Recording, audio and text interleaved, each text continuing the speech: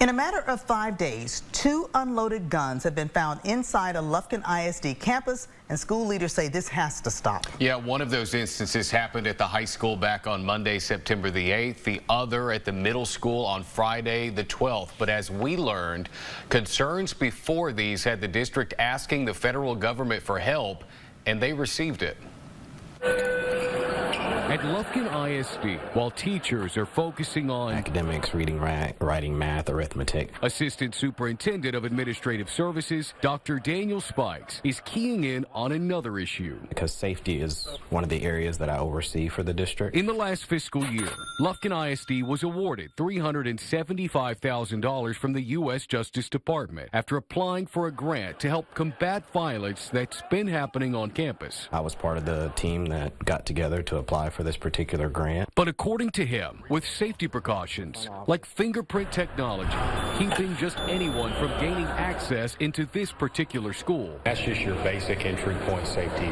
Correct. And some security cameras circling the campus buildings. The problems reported to his office are not coming from the outside, rather on the inside. Our sense of urgency has kicked up simply because there's been incidents, right? This month alone, school leaders say they found an unloaded firearm in a trash can at the high school. Just 5 days later, at the middle school, another unloaded gun was found. But the trouble doesn't just stop there. In fact, when applying for this grant, school leaders had to provide some insight on some of the incidents that they were seeing on campus and how they intended on using the federal money. And these are just a few of the highlighted concerns that were found in this application. Many outdated security systems or technology no longer usable. Also reporting that in the 2023-2024 school year, there were 318 violent or aggressive acts on campus. 7 of those reported acts resulted in a Lufkin ISD staff member being assaulted. We want to do everything within our power to keep them from happening again.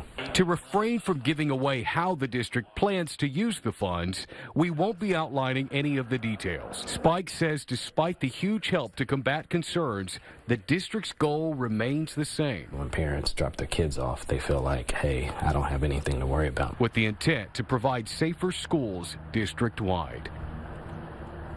The school says some of the new safety standards that were mentioned could happen as soon as next semester. The grant requires that they use that money by 2027.